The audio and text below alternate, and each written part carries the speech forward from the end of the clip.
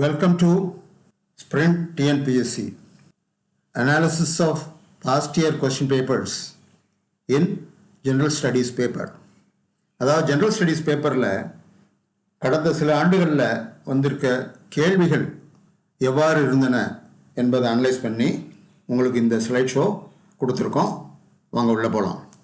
நம்ம ஏற்கனவே பார்த்தோம் ஜென்ரல் ஸ்டடீஸ் பேட்டர்ன் எப்படின்னு பார்த்தீங்கன்னா மொத்தம் 100 கேள்விகள் இருக்கும் இந்த தேர்வில்.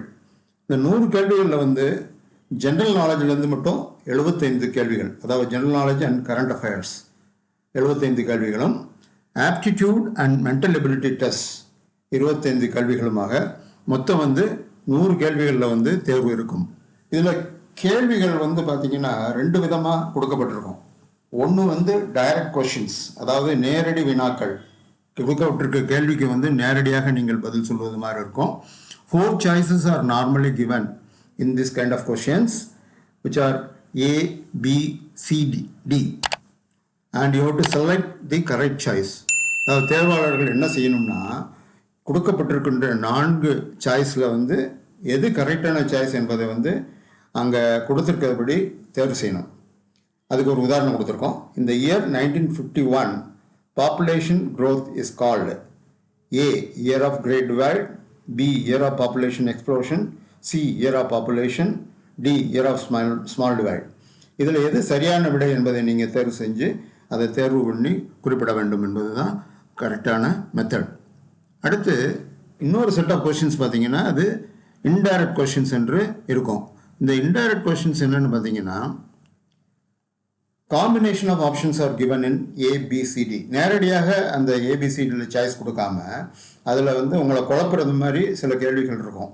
அந்த இதை நீங்கள் கரெக்டான ஆன்சர் எதுன்றதை நன்றாக அந்த ஸ்டேட்மெண்ட்டை படித்து பார்த்து செய்ய வேண்டியிருக்கும். ஸோ ஃபார் இன்ஸ்டன்ஸ் இந்த கொஷினில் பாருங்களேன், in 2019 world environment day was celebrated in China and 2 the theme of world environment day is air pollution. So இதில் 2 ஸ்டேட்மெண்ட் இருக்குங்களா.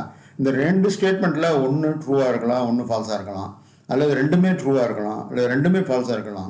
ஸோ ஆக இந்த 4 சாய்ஸையும் கொடுத்துருக்கும் போது இதில் எது கரெக்டான சாய்ஸ் என்பது நீங்கள் தேர்வு பண்ணணும். குறிப்பாக A 1 and 2 are true, B 1 is true but 2 is false, C 1 and 2 are false, and D 1 is false and 2 is true. So this kind of choices are given. Now you have to find out of the statement which is correct and which is not correct அப்படின்றது தெரிஞ்சிருந்தால் தான் நீங்கள் இதற்குண்டான விடையை சரியாக செய்ய வேண்டும். ஆக indirect questions என்பது டைரக்ட் கொஷின்ஸோட சற்று கடினமானது என்பதை நீங்கள் புரிஞ்சுக்கொள்ளணும். நார்மலாக indirect questions versus direct questions எப்படி கேட்கப்பட்டிருக்கிறது என்பதை கடந்த 3 ஆண்டுகள் நடந்த தேர்வின் அடிப்படையில் நான் தயாரித்து உங்களுக்கு கொடுத்துருக்கேன். இதில் பார்த்தீங்கன்னா டைப் ஆஃப் கொஷின்ஸ் 2016, 2018, 2019 ஆக 3 ஆண்டுகளில் டைரக்ட் மல்டிபிள் சாய்ஸ் கொஷின்ஸ் பார்த்தீங்கன்னா இட் ரேஞ்ச்டு ஃப்ரம் 80 to 93 கொஷின்ஸ். மொத்தம் இருக்கக்கூடிய 100 வினாக்களில் 80 முதல் 93 வினாக்கள் வரைக்கும் டைரக்ட் கொஷின்ஸாக இருந்தது. அதாவது சராசரியாக 85 கொஷின்ஸு. இந்த காம்பினேஷன் ஆப்ஷன் சொன்னோம் இல்லைங்களா, 2வது டைப் இன்டைரக்ட் கொஷின்ஸ் அப்படின்னு சொன்னது. அதில் ஏறக்குறைய 7 to 20 கொஷின்ஸ் கேட்டிருக்காங்க பல்வேறு ஆண்டுகளில். சராசரி பார்த்தீங்கன்னா 15. ஆக இந்த அனாலிசிஸில் நமக்கு என்ன தெரிய வருதுன்னா டைரக்ட் மல்டிபிள் சாய்ஸ் கொஷின்ஸுக்கு தான் முக்கியத்துவம் அதிகம். அதாவது 85 question out of 100 questions are asked from direct multiple choice questions and the balance are from combination of options are indirect questions என்பதை பார்க்குறோம். வாங்க இந்த கொஷின்ஸ் எப்படி கேட்டிருக்காங்கன்ற தொகுப்பை நம்ம இப்போ பார்க்கலாம். ஸோ 2016, 2018, 2019 ஆக 3 ஆண்டுகளில் எவ்வாறு கேள்விகள் கேட்கப்பட்டுள்ளன என்பதை, அதாவது சப்ஜெக்ட் வாரியாக எப்படி கேட்டிருக்காங்க அப்படின்னு அனலைஸ் பண்ணி இந்த அட்டவணையில் நான் உங்களுக்கு கொடுத்துருக்கேன். ஸோ அந்த விதத்தில் பார்த்தீங்கன்னா இதில் general science which comprises of physics, chemistry, botany and zoology இந்த 4 சப்ஜெக்ட்ஸ் உள்ளடக்கிய பாடத்திட்டத்திலேருந்து ஏறக்குறைய 18 கேள்விகள் சராசரியாக இந்த கடந்த 3 ஆண்டுகளில் கேட்டிருக்காங்கன்றதை இதில் பார்க்குறோம். அடுத்து current events, history, political science, geography, economics and science இதில் பார்த்தீங்கன்னா 21 கேள்வி, 20லேருந்து 23 கேள்வி இந்த ரேஞ்சில் இருக்குது. இந்த 3 ஆண்டுகளில் சராசரியாக 21 கேள்விகள் கேட்கப்பட்டுள்ளன. ஜியாகிரஃபியில் அதே மாதிரி 6 கேள்விகள் சராசரியாக கேட்கப்பட்டிருக்கு. History and culture of India and Tamil Nadu ஒரு 10 கேள்விகள் கேட்கப்பட்டிருக்கிறது. இந்தியன் பாலிட்டி பார்த்தீங்கன்னா 12 கேள்விகள் கேட்டிருக்காங்க. சராசரியாக வந்து ஒரு சில ஆண்டுகளில் கூடுதலாகவும் ஒரு சில ஆண்டுகளில் குறைவாகவும் கேட்டிருக்காங்க. 7 முதல் 18 கேள்வி கேட்டிருக்காங்க. அதில் சராசரியாக பார்த்தீங்கன்னா 12 கேள்விகள் இருக்குது. இந்தியன் எக்கானமி அதே போல் 6 கேள்விகள் சராசரியாக கேட்கப்பட்டிருக்கின்றன. இந்தியன் நேஷனல் மூமெண்ட்டில் 2 கேள்விகள் சராசரியாக உள்ளன. ஸோ ஆக இந்த 75 கேள்விகள் எப்படி பிரித்த வருகின்றன்னு பார்த்தீங்கன்னா, நீங்கள் அதிக முக்கியத்துவம் வந்து கரண்ட் ஈவெண்ட்ஸுக்கு இருக்குது அப்படின்றத நம்ம பார்க்குறோம். அதுக்கடுத்து general science, Indian polity, history and culture, அப்புறம் இந்தியன் எக்கானமி, அப்புறம் ஜியாகிரஃபி. ஸோ இந்தவாறு முக்கியத்துவம் கொடுத்து வந்து கேள்விகள் கேட்கப்பட்டிருக்கின்றன. இது ஒவ்வொரு ஆண்டுக்கும் சில வேறுபாடுகள் இருக்கலாம். அதனால் இது வந்து ஒரு கைடன்ஸை நீங்கள் எடுத்துகிட்டு எந்த பாடத்திட்டத்தில் எந்த பிரிவுக்கு அதிக முக்கியத்துவம் கொடுக்க வேண்டும்ன்றதை முடிவு செய்வதற்கு ஒரு உதவியாக இருக்கின்றதுனால இந்த அனாலிசிஸ் பண்ணி கொடுத்துருக்கோம். அங்கே மேற்கொண்டு ஒவ்வொரு சப்ஜெக்ட்லேயும் வித்தின் தி சப்ஜெக்ட்ஸு ஜென்ரல் சயின்ஸில் அகெயின் எப்படி ஒவ்வொரு சப்ஜெக்ட் வைஸாக சப்ஜெக்ட் வைஸாக பிரிச்சிருக்காங்க அப்படின்றத வரக்கூடிய ஸ்லைடில் நம்ம பார்க்க போகிறோம். அதாவது subject and subheading wise breakup of questions.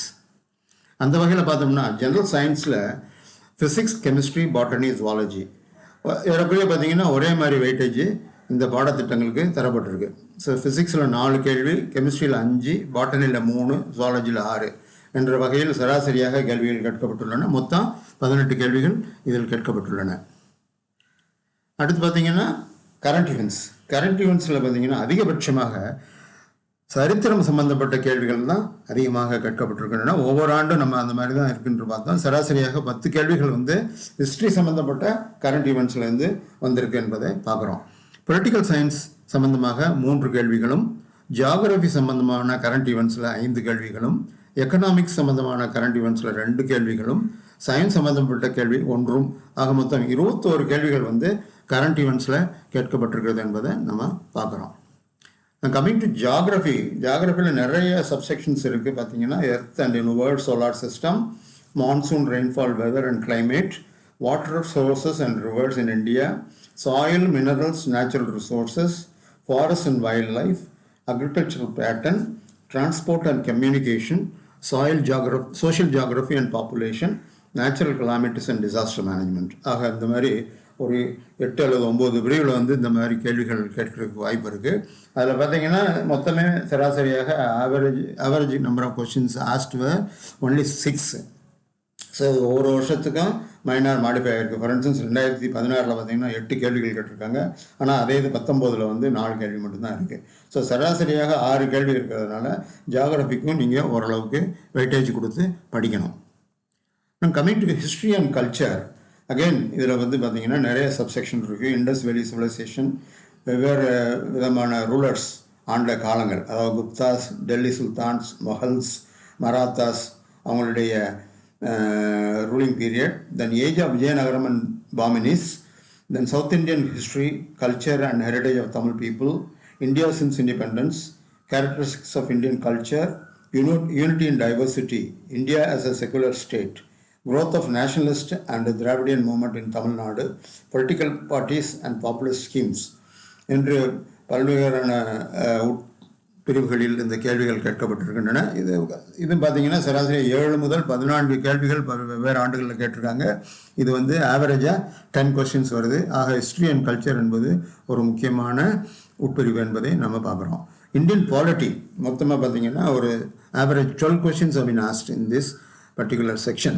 இது வந்து சப்செக்ஷன் பார்த்தீங்கன்னா constitution of India, union legislature and parliament, state executive, state legislature, local government, Panchayat Raj, TN, judiciary in India, rule of law, elections, official language and schedule 8.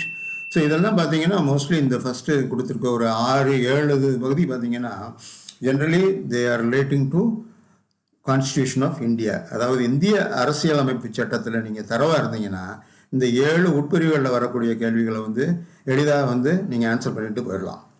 Corruption in public life, anti corruption measures, then Right to Information Act, Empowerment of Women, Consumer Protection Forms. ஆக இவ்வாறான உட்பிரிவுகளில் கேள்விகள் வருது. Indian பாலிட்டிக்கு வந்து சராசரியாக 12 கேள்விகள் வந்து கேட்கப்பட்டுள்ளன. Indian economy, பொருளாதாரம், nature of Indian economy, 5-year plan models and assessment, land performance and agriculture, application of science in agriculture, industrial growth, rural welfare oriented programs, social sector problems, economic trends in India. ஆக மொத்தம் சராசரியாக 6 கேள்விகள் Indian எக்கானமியில் கேட்கப்பட்டிருக்கிறது. இதுவும் ஒரு முக்கியமான பிரிவாகும்.